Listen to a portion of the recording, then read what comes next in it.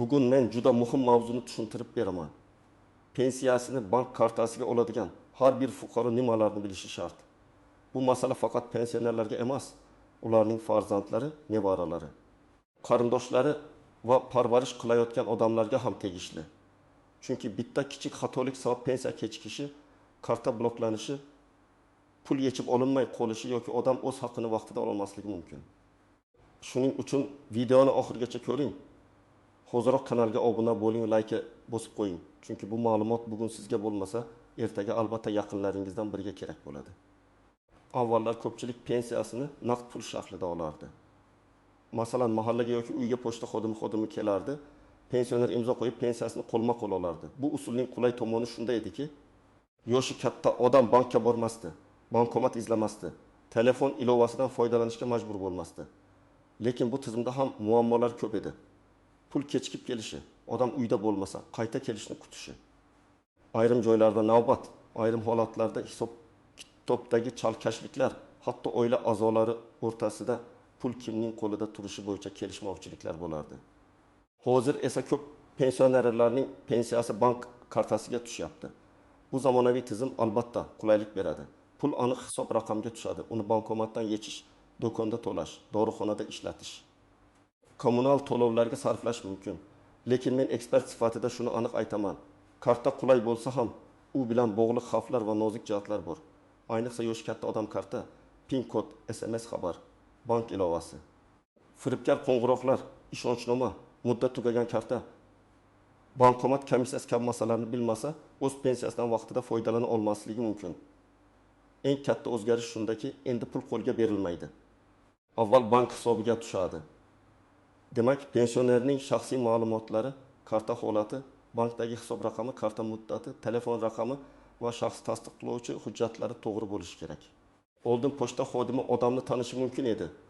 Hozir esa tizim hujjat, raqam va bank ma'lumotlari asosida ishlaydi. Agar mana shu zanjirning bir joyda xato bo'lsa, pensiya kelishi kechikadi yoki karta orqali puldan foydalanishda muammo chiqadi. Birinchi navbatda pensiyasini kartaga olayotgan odam kartaning egasi o'zi ekanini, karta muddati tugamaganini va karta faol holatda ekanini tekshirish kerak. Ko'p odamlar kartaning old tomondagi muddatga e'tibor bermaydi.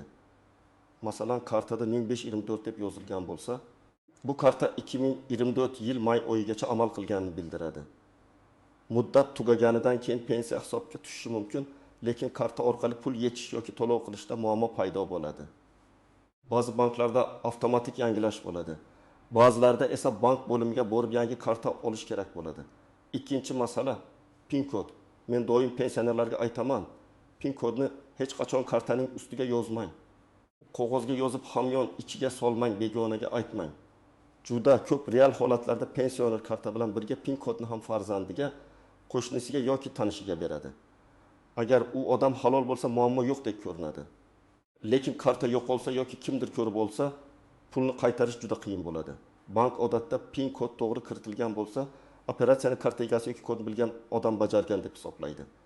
Uchinchi muhim narsa, SMS xabarlar va telefon raqami.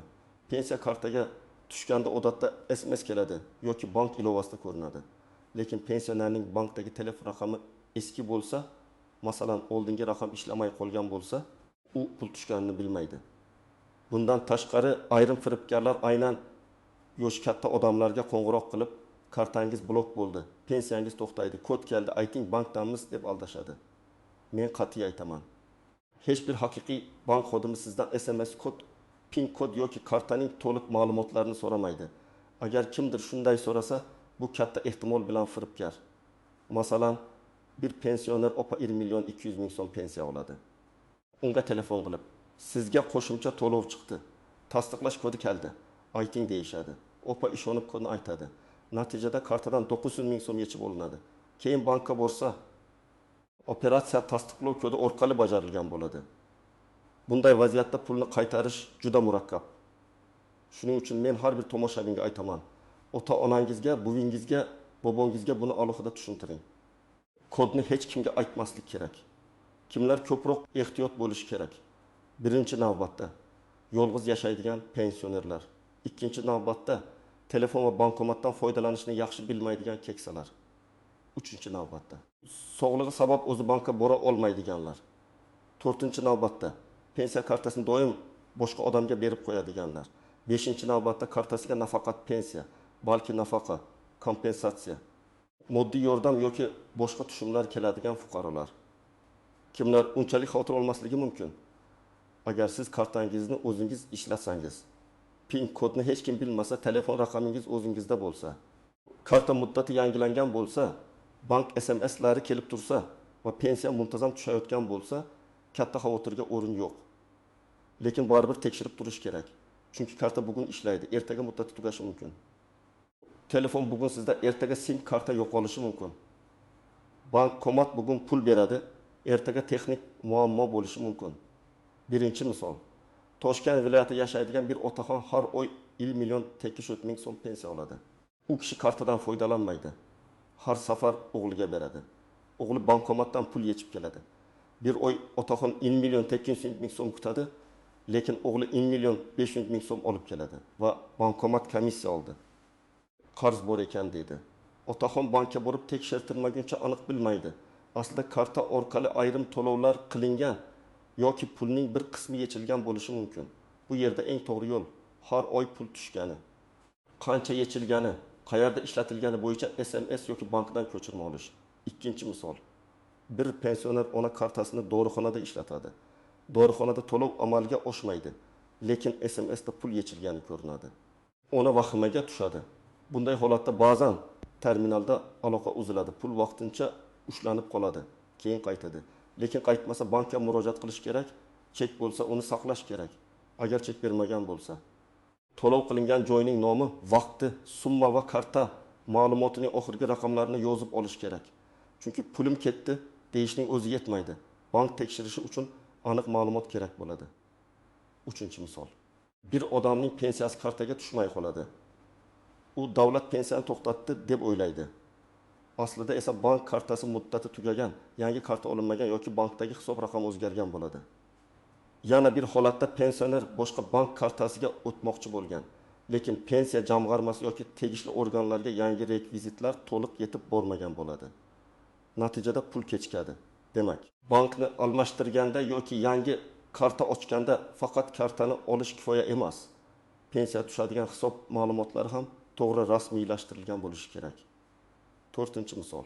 Pensioner kasal bo'lib yotib qolgan. O'zi bankka bora olmaydi. Qarindoshi kartani olib pul yechib yuradi. Bu vaqtincha yordam bo'lishi mumkin, lekin huquqiy jihatdan xavfli. Agar keyin oila ichida nizo chiqsa, pulni kim oldi, qancha oldi, nimaga ishlatdi degan savollar tug'iladi. Bunday vaziyatda ishonchnoma masalasi to'g'ri hal qilish kerak. Notarial ishonchnoma qonunda belgilangan tartibda rasmiy vakillik bo'lsa, qarindosh bankda va boshqa tashkilotlarda qonuniy harakat qila oladi. Oddiy otam ruxsat bergan degan gap har doim yetarli bo'lavermaydi. Endi ko'pchilik bilmaydigan nozik jihatlarga o'tamiz. Birinchisi, pensiya kartaga tushsa ham bu pul to'liq sizning shaxsiy mablag'ingiz hisoblanadi. Uni hech kim sizning roziligingizsiz ishlatishi mumkin emas. Hatto farzandingiz, keliningiz, kuyovingiz, qo'shningiz yoki tanishingiz sizga yordam berayotgan bo'lsa ham pul sizniki. Agar siz kartani vaqtincha berayotgan bo'lsangiz, qancha pul yechilishini oldindan ayting, chekni ko'rsin, SMSni tekshiring. Ikkinchisi, qarzdorlik va undirish masalasi. Ayrim fuqarolarda aliment, kredit, kommunal qarz, sud qarori bo'yicha undirilgan summa yoki boshqa majburiyatlar bo'lishi mumkin. Bunday hollarda karta yoki hisob raqamga cheklov qo'yilishi ehtimoli bor. Har bir vaziyat alohida ko'riladi, lekin pensioner nega pul tushdi, lekin yecholmayapman desa, bankdan hisob holatini, ijro hujjati bor yo'qligini, blokirovka sababini yozma yoki rasmiy tarzda so'rash kerak. Telefon orqali umumiy javob bilan cheklanib qolmaslik kerak. 3-chisi, bankomatdan pul yechishdagi limit va komissiya. Ba'zi bankomatlarda kunlik limit bo'lishi mumkin. Masalan, karta egasi bir kunda 2 million so'mgacha yecha oladi. Undan ko'pini boshqa kun oladi yoki bank kassasiga murojaat qiladi. Ba'zan boshqa bank bankomatidan yechilganda komissiya olinishi mumkin.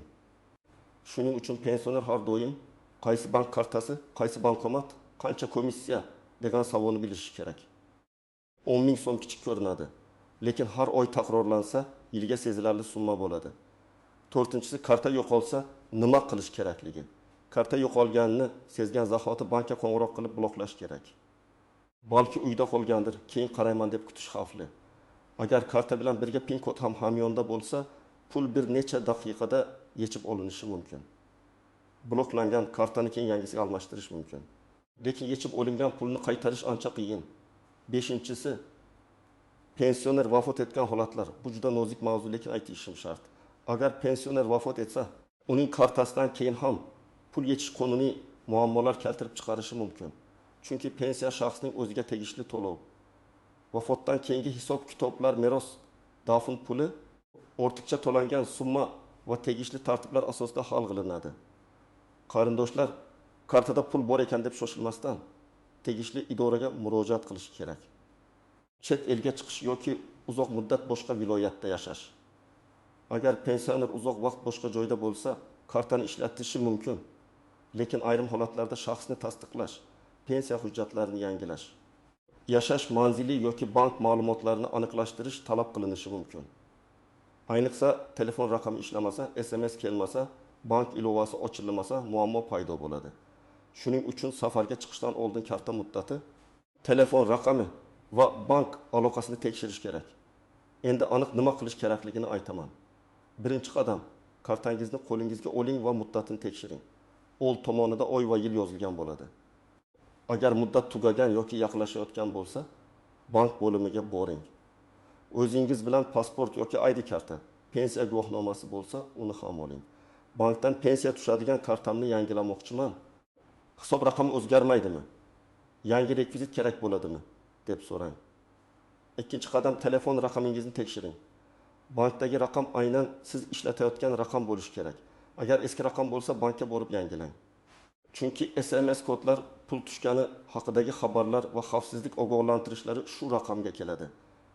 Agar telefon ishlatishni bilmasangiz, ishonchli farzandingiz yordam bersin. Lekin SMS kodlarni hech qachon boshqalarga aytish odatiga aylanmasin. Uchinchi qadam, har oy pensiya tushganini nazorat qiling. Buning 3 yo'li bor. Bank SMS xabarini ko'rish mumkin. Bankomatdan balansni tekshirish mumkin. Bank bo'limidan hisob ko'chirmasi olish mumkin. Agar pensiya odatda oyning ma'lum sanasida tushsa, o'sha sanadan keyin tekshiring. Masalan, har oy 10 sanada tushsa, endi yoki 12 sanada balansni ko'ring, agar pul tushmagan bo'lsa. Avval bankdan hisob holatini so'rang, keyin pensiya jamg'armasi bo'limiga murojaat qiling. 4-qadam, karta va pin kodni ajrating. Karta hamyonda bo'lsa, pin kod boshda bo'lsin, qog'ozda bo'lmasin. Agar eslab qolish qiyin bo'lsa, pin kodni hech kim tushunmaydigan shaklda alohida joyda saqlash kerak. Lekin eng yaxshi yo'l uni yodlab olish. Tug'ilgan yil, 1234 kabi oson raqamlarni ishlatmang. Bunday raqamlarni topish oson. 5-qadam, agar kartani boshqa odam ishlatib berayotgan bo'lsa, tartib o'rnating. Masalan, har oy pensiya tushganda 1 million so'm yechib berasan. Qolganini kartada qoldiramiz deb aniq kelishing. Pul yechilganidan keyin bankomat chekini oling yoki SMS'ni ko'rsating. Bu ishonchsizlik emas, bu tartib. Tartib bo'lsa, keyin hech kim bir-biridan xafa bo'lmaydi. 6-qadam. Bankka yoki pensiya jamg'armasiga murojaat qilganda nima yozishni biling. Agar pensiya tushmayotgan bo'lsa, arizada mening pensiya to'lovim falon oydan beri bank kartamga kelmayapti. Sababini aniqlab berishingizni va to'lov holati bo'yicha ma'lumot berishingizni so'rayman deb yozish mumkin.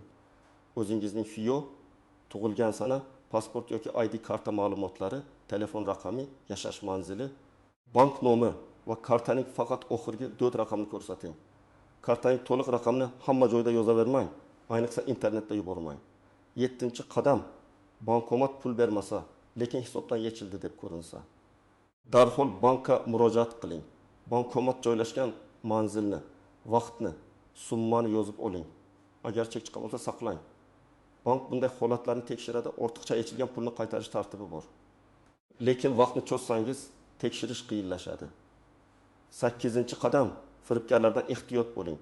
Agar sizga kimdir qo'ng'iroq qilib pensiyangiz kartaga tushishi uchun kod ayting, kartangiz yopiladi. Prezident to'lov chiqdi, bonus pul beramiz.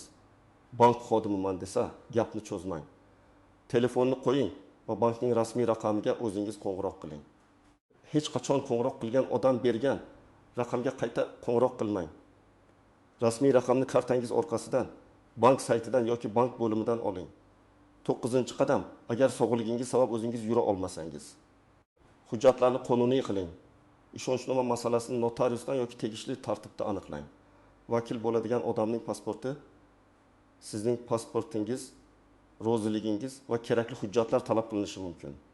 Bu nafaqat pul olish, balki kartani almashtirish, bankdan ma'lumot olish, hisobni yuritish uchun ham kerak bo'lishi mumkin. 10-qadam, farzandlar uchun alohida aytaman. Ota-onangizning pensiya kartasini o'zingizda olib yurishdan oldin ularga hammasini tushuntiring. Ularning pulini ularning roziligisiz ishlatmang. Har oy qancha tushdi, qancha yechildi, nimaga sarflandi, ochiq ayting. Bugun 7000 so'm arzimas ko'rinishi mumkin, lekin keksa odam uchun bu doğru puli, yo'l puli yoki non puli bo'lishi mumkin. Demak, pensiyani kartaga olish qulay, lekin mas'uliyat talab qiladi. Men sizga eng muhim narsalarni yana bir bor eslataman. Karta muddatini tekshiring, PIN kodni hech kimga bermang, SMS kodni aytmang, telefon raqamingizni yangilang, har oy tushumni nazorat qiling, bankomat cheklarini saqlang. Muammo bo'lsa, bank va pensiya jamg'armasiga rasmiy murojaat qiling. Eng asosiysi, pensionerning puli pensionerning o'ziga tegishli. Uni himoya qilish kerak. Agar siz pensiya kartaga olishda biror muammoga duch kelgan bo'lsangiz, izohlarda yozing. Pensiya kechikdimi? Karta bloklandimi? Bankomat pul bermadimi? Firibgarlar qo'ng'iroq qildimi? Sizning tajribangiz boshqa odamlarga yordam beradi. Videoni yaqinlaringizga yuboring.